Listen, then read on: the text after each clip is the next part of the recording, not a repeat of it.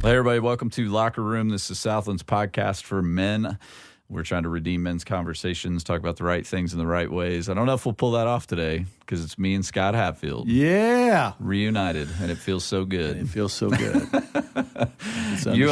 We were talking before we started recording. This is your seventh, man. Locker Room podcast. It's a good number. Yeah, so it's biblical. I've been trying to hold you back a little bit because you were getting so far ahead of everybody else. The reviews have just keep coming in. I don't want you to be jealous. That's right. I want to do this with you, man. No, it's I good. don't want to take it over. It's good. It's awesome. It's so we've been talking about marriage. Yeah. And you've been married how long?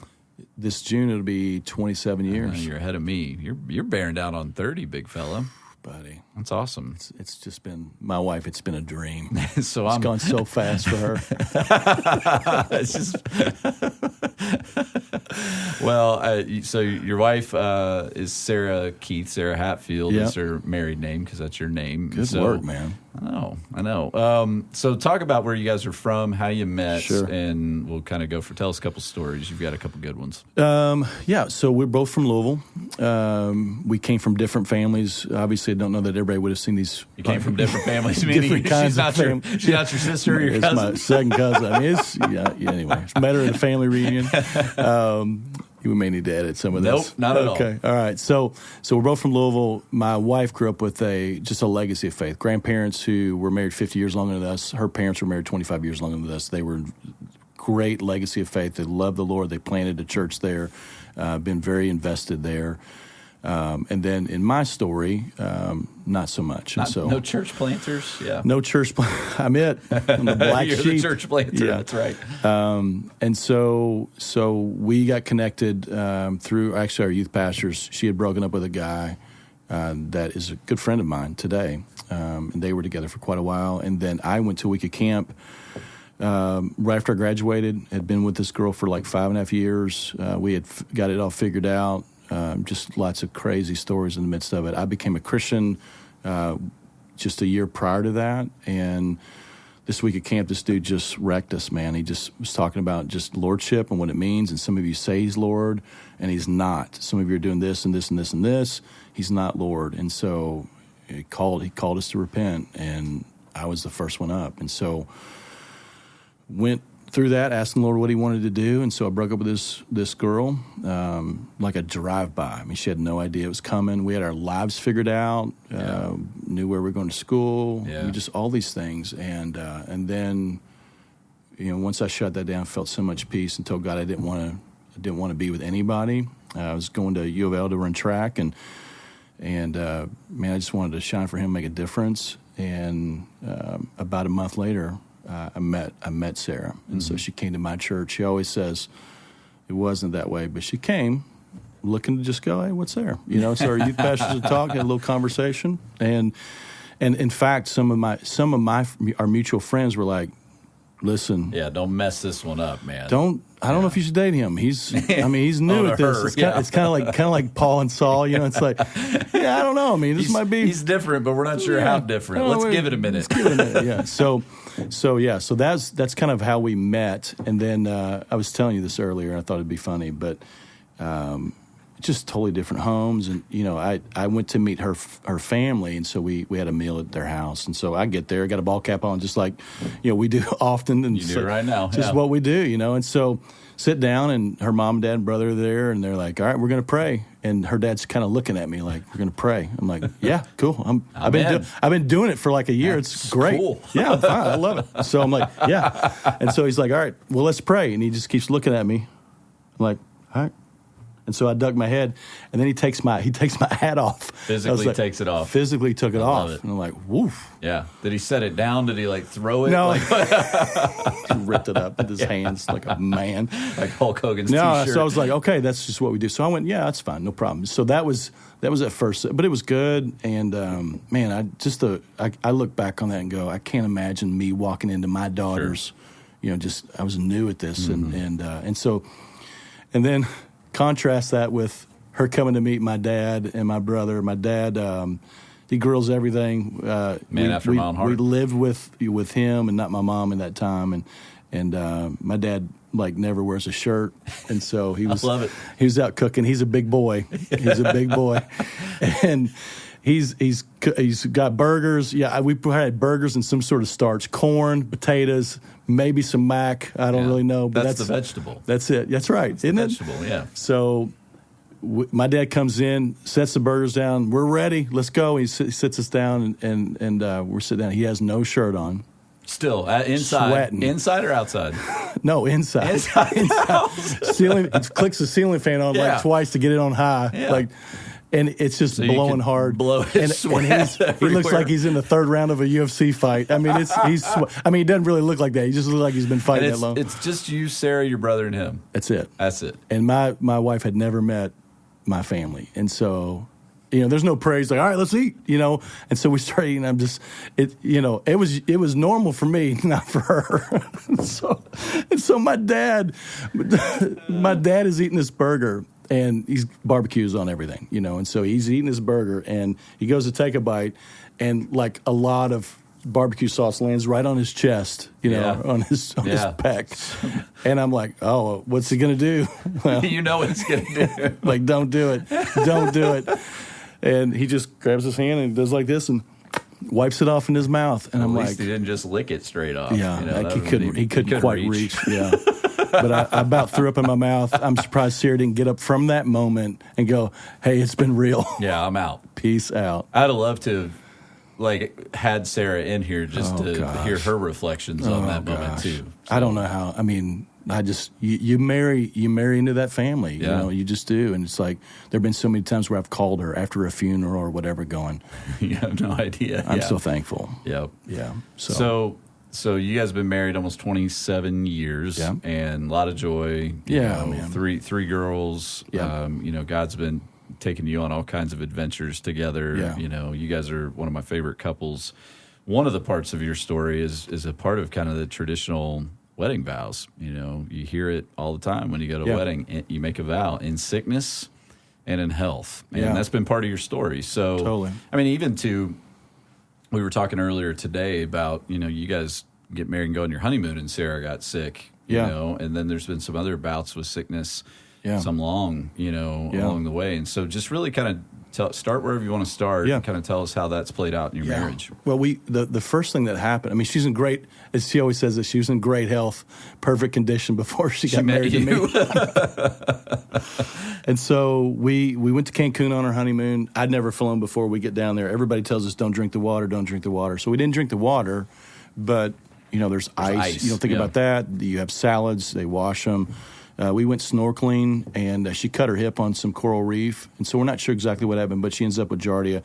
Don't know how it happened, but was really sick. And then 6 months later was really sick. And so she was in the hospital for maybe 7 days. And they were trying to figure out what it was and had an infectious disease doctor and all that kind of stuff. And so ended up being okay. But that was a journey. And then, from there, we did ministry together. She has a heart for students, too. And so... she was a teacher, and so we were just taking our time. We weren't kind of just jumping right into kids, but got to a place where maybe we were around 28, been married about 6 years, and thought, you know what, let's start down that road. And so we battled infertility for about 3.5 years.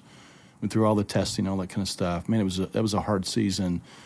And I think some of the Psalms, that you read, that you just recognize, man, the authenticity and transparency of David and others who just are really going, God, man, why? And so wrestling through that and really being honest with God about some of the seasons that we're in. And so, and all along, we were in that season where everybody was having babies too. And my crazy family who, we should maybe make a law that you guys shouldn't be able to slow down a little bit. Yeah, exactly.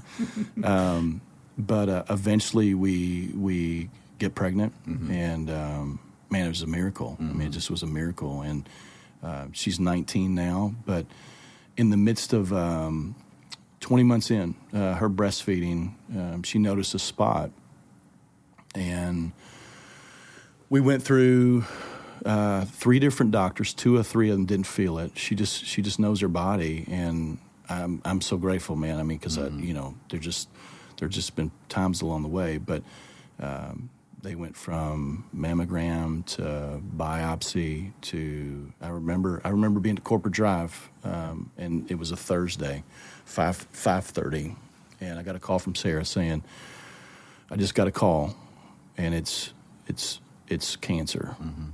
And so I said, okay, I'm on my way home. Can you give me that number? And she said, yeah. And so I called the lady, and I said, hey, I think you just talked to my wife, Sarah Hatfield. I said, I just have two questions. Is it benign or malignant? She said, no, it's only malignant. Mm-hmm. I said, okay, what do we do next? Mm-hmm. She said, go home and love your wife. Mm-hmm.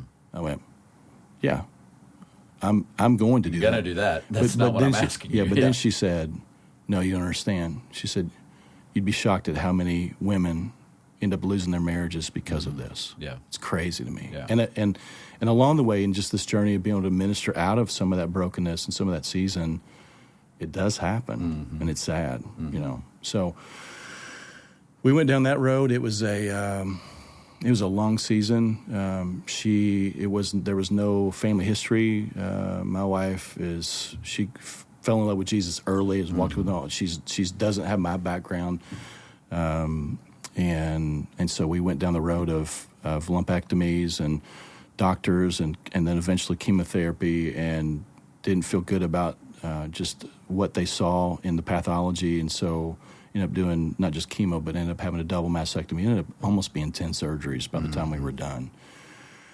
Battled depression in the midst of it. Once she got through that part, through the reconstruction season, my brother was killed in the midst of all of that. I lost two grandparents in about 6 months. It was a rough, hard season, and so depression crept in. She would have been the last person on the planet that I would have ever thought would have ever been susceptible to it, but she was. And really, there may be places where you want to dig this out, but I'm a coach. I drive at things. We want to solve stuff, and I did a lot of that wrong, and I've learned a lot and still struggle at times, but I've learned a lot there. But so that's been a heck of a season for us. She's got something called Lynch syndrome, which is a propensity toward other cancers. We since then found that out, and so she's had a couple surgeries over the last year. She's actually in a season of some surgery that are just around just her own health, and so we've been in that season. A lot of in sickness and in health. Yeah, definitely. So, what have you learned about yourself and in that? And I'm sure you could go a lot of different directions, but one of the things we haven't had anything close to the bouts of sickness, that you've just told the story of. One of the things I learned about myself, I mean, even when it's not sickness, even when there's just something different going on, whether it's pregnancy, or whether, when my wife broke both her arms one time, I remember I probably couldn't have articulated it at the time. She probably could have, but I said things to her during that time, because we had Landry, who was a baby, and then Eli, who had just been born. So two babies at home, wife with two broken arms. It's a lot. And you're frustrated, you're tired, and you're angry. And it's easy to become angry and frustrated at the person who's hurt or sick, and you don't want to say that out loud, so you end up kind of burying it, but it still comes out, you know?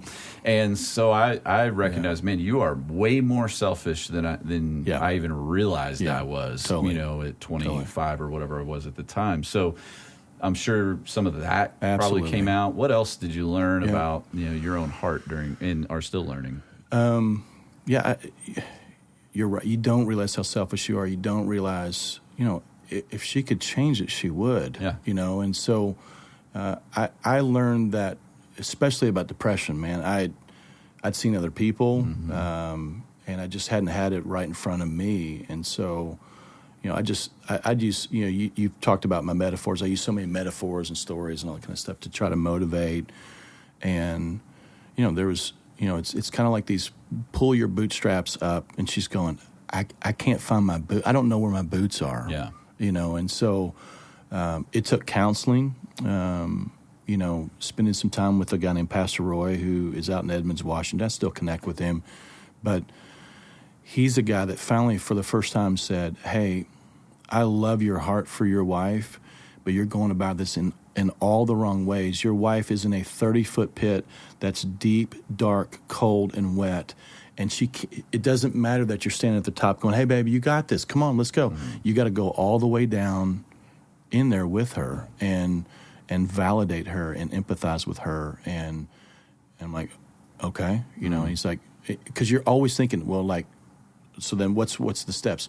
There just isn't 9 steps out of depression. Eventually the clouds part. And so you learning how to validate and really understand and go, no, man, this is part of covenant. I'm called to serve her. And I've even, it's funny because since then, when I do weddings, I'll walk through them all just in pieces. You know how you got to chop them up so that way people don't get overwhelmed. But you get to, I slow it down when I say in sickness and in health.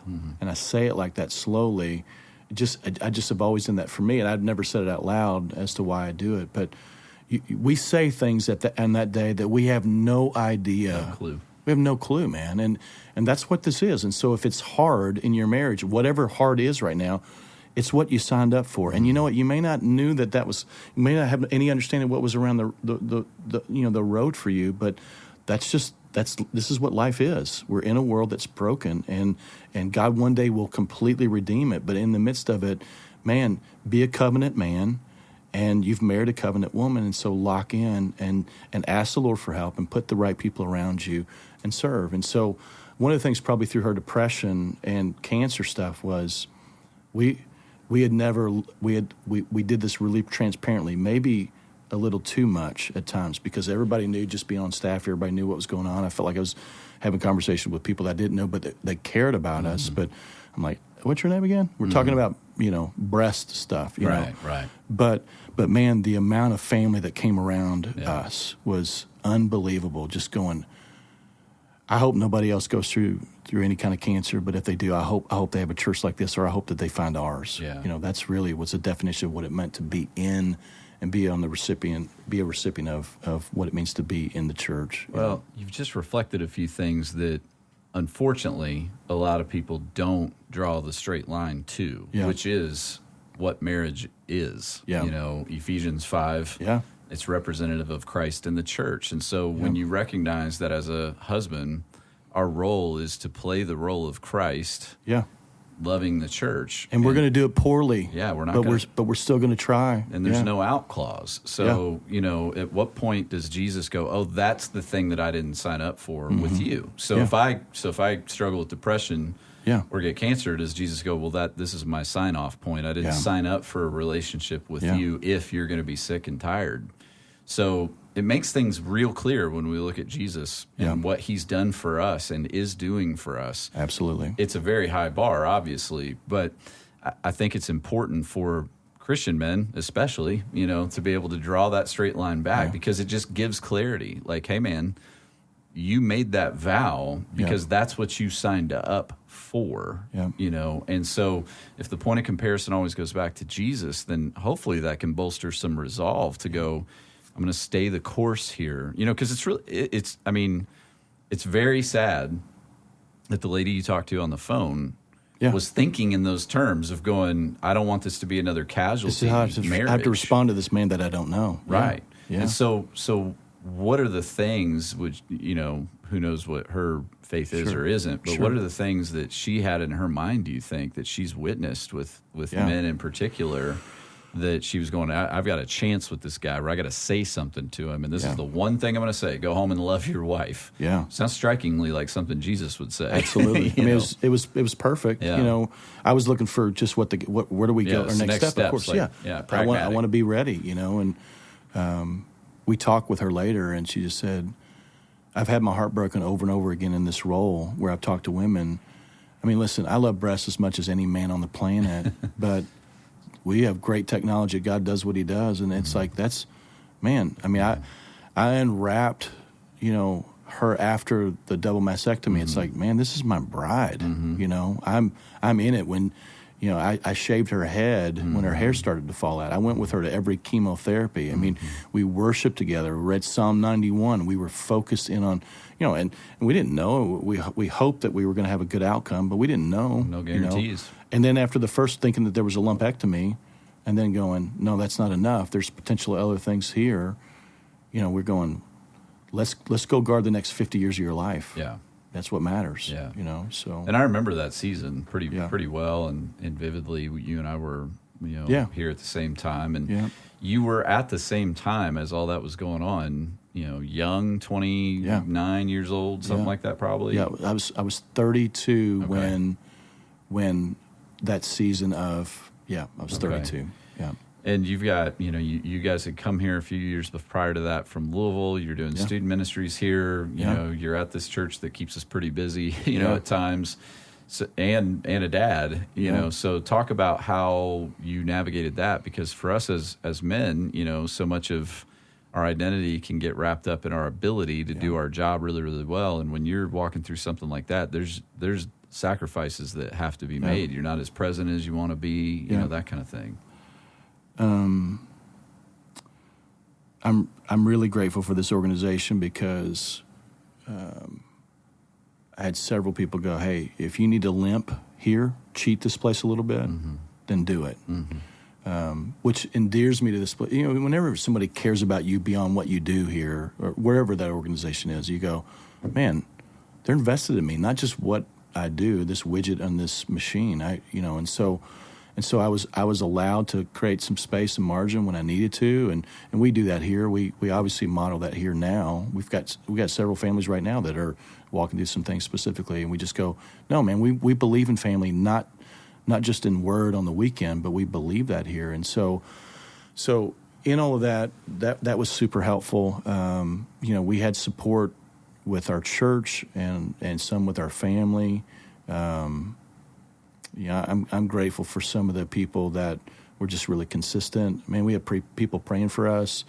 Rebecca Haddon came over to our house every week for a year and did our bills, all of them, mail, bills. I didn't have to touch any of that stuff. And so I was able to focus on Avery, who was 20 months at the time, and then Sarah, as she would go through her battles, with some of that stuff. But you just do it. You go, hey, I'm gonna lean in, Lord. I'm gonna put it all on the field today, and we're gonna try to rest. And it's some of it's a blur, but man, there were so many times where God was just really present, and He spoke some really cool things. I remember one time in particular. I don't know if I've told you this or not, but we had just met with a surgeon, and I kind of cornered him. I'm like, so what would you do? Single mastectomy, double mastectomy, lumpectomy. What would you do? He's like, oh, I can't. I'm like, no, man, how old are you? He's like, this is a very Hatfield-esque conversation. Because I need to know. Yeah, I don't, listen, I'm not going to hold you to it. Yeah. I just need to know, I'm like, you got kids? He goes, yeah, I got 2. I got 1. So what would you do? And he said, I'd do a double mastectomy. I'd remove it. Yeah, thank you. And my wife collapsed in the elevator, because I think we were hoping. Yeah, it feels like it's early staging. We can just get this out and move on with life. That's what we're hoping, and it just didn't go that way. In fact, that's what we started with, and then found out that there was conflicting pathology that we looked at 3 places just to get some understanding for. But that's all nuance, and trivial things in some ways. But I needed to know that. But man, they're not trivial, because in those moments you're hanging in the balance with the words that come out of someone's mouth, or the pathology report, or you make the phone call and they say the blood work's not back, and you're like, I know this is your day job. I know, but my whole world's hanging on this right now. Completely, and so those moments they're profound. It drove me into deeper. I mean, I've always loved this woman, man, but. Yeah, there's nothing more important. Jesus, and then her. Period. Yeah. And going whatever it takes, whatever we got to do. I mean, it's you and I talk about just all this stuff. We both have wives that are very gifted, very talented, great capacity. But when they go down, when it's a hard season, you just, you're already in the game anyway. Yeah. Thankfully you got somebody that you're in partnership with, that you're doing domestic things, you're shuttling kids, or you're doing the emotional things or the spiritual investments that you need to take. But man, when she just doesn't have it, then you go, all right. Yeah. I got to step. I just got to carry more weight. That's the reality. And how long, I don't know. And yes, you have to. Even the things that you were talking about, being frustrated or feeling like it's easy to kind of look at the scoreboard and all that kind of stuff. But it's going, but if she wanted to be in the spot, it would be different. But she doesn't. And so, man, you just do what it takes. That's just the reality. And so you try to rest and try to figure out the right healthy places where you can share frustrations, but. But no, man, this is what it is. This is marriage. Yeah. You know? If we do this thing right, then as those years tick by, the friendship grows in such a substantial way because you're able to look back and see all the ways God's been faithful, that you would have never got to learn if you would have just hit the eject button. I don't ask for it. Yeah. No one's looking for hard or the valley, but it's where we grow, man. Right. I mean, it's where we grow. Right. And those scars, literally and figuratively, are markers of how God's been faithful He has through answered this our whole prayer. thing. Yeah. And you made a comment there about how your love has grown. It's one of the things I hear men say oftentimes, and women sometimes, without even thinking twice about it in regards to, I love him or I love her, but I really love these kids. Yeah. They're my heart and soul and all that kind of thing. Sure. And I don't think people realize how dangerous that is, what they're pointing to right there, because I know what you mean. Like my love for my kids is profound, man. I'm going to talk about it this Sunday. Like I'll die for each one of them. Absolutely. I'd kill for each one of them without question. Yeah. I like both sides of that. I mean, it's both of those things. Yeah.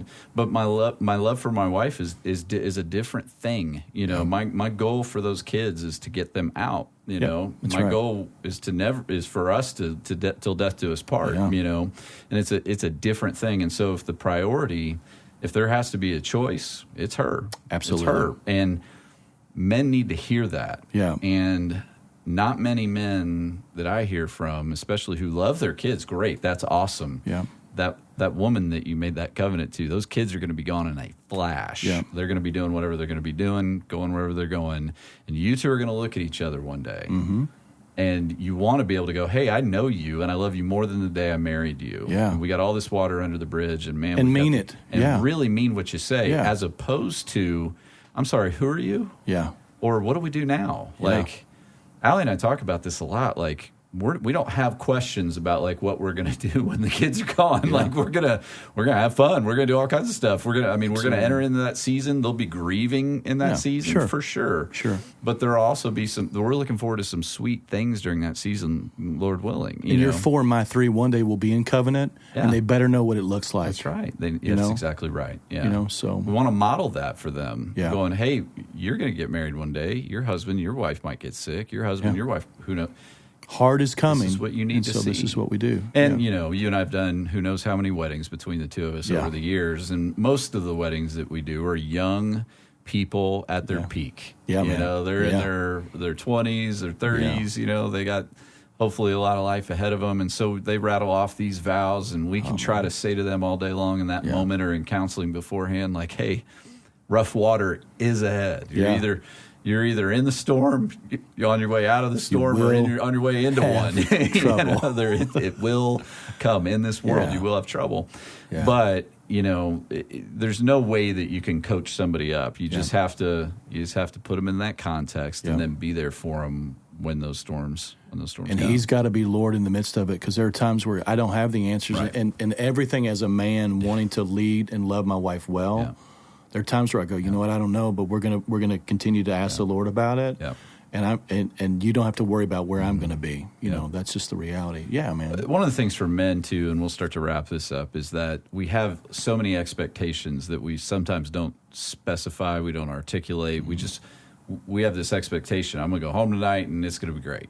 Whatever that may be. And then there are nights where everything blows up. And kids don't do what you wanted them to do, or somebody's been mean to somebody else, or your wife's not feeling like you thought she was going to feel. And, a million different things can go wrong. And one of the things that I've tried to grow in, and I'm still not great at, is just going, you know what? Some nights just suck. Yeah. And some days just aren't good. Sometimes it's a season of suck. Sometimes this week, this month, this year, now in retrospect, I can look back at certain seasons and just go, man, that was 6 months worth of sadness. That was 2 years worth of anger and frustration. Now, God did all kinds of fun and cool things along the way, but if I had to give a word, that's one of the words I'd use to describe that period of time. Absolutely. But what's over all of it, again, we've said it a bunch of times, is God's faithfulness. Yeah, man. And so we can be faithful in the midst of it, then we get the benefit of growing in every way in relationship with Him and in relationship with our wives. And man, if we hit that eject button, you cheat yourself and everyone else. John this weekend, and of course, whenever this comes out, but over Easter, he's talking about all these different names at the table, and he said, he turns his name over and goes, I know a lot about them, but I know me, and I realize how good and how patient and how gracious, how merciful God's been to me. And so, if you're a husband or a wife and you're listening to this and you're in a season where you are frustrated and it's just not going, you have to grieve unmet expectations as well. But it's just a long, hard season of submission and service and sacrifice. Then it's going, okay, I got to remind myself of why I said yes and what my vows are and where God is. And putting the right people around you. We talk about groups a lot around here. I don't know why we wouldn't want to put ourselves around biblical community where we can just go, man, having people there to help share that load. We can't carry all that stuff on our own. That's why we have the Lord, and that's why we have others. But just a daily reminder of He's got me. He sees us. He's going to meet us in this chemo room, or He's going to meet me. He's going to be with me during her surgery, and He's going to be in there with her in the midst of it as well. And so we trust Him when it makes sense. We trust Him when it's hard, and we trust Him when it's confusing. And even when there's doubt, we're going to bring those doubts. Help me believe type of mindset. Yeah. That's just the reality. We've had some families here in care. I had a family recently. The husband had been battling some cancer, and young kids, and we prayed over him, and it just broke my heart. He passed away, and you just think about that. You go, gosh, man, it's so hard, some of these things. And, and so just recognizing that our world is broken. We are not promised. You and I don't have tomorrow promises. Let's make the most of it, and let's make sure that we pour into these marriages and leave the legacies that we can, trust in the Lord with the rest. Absolutely. So, yeah. Well, man, 32 minutes went by pretty fast. So we'll have you on again, even though that'll put you on 8, which is not really that biblical of a number. Kobe number. So, Kobe number. All right. Hey, everybody. Thanks for listening to Locker Room. I hope this whole season's been helpful to you. I think it's been great so far. Share this with the men that you care about, and we'll catch you next time.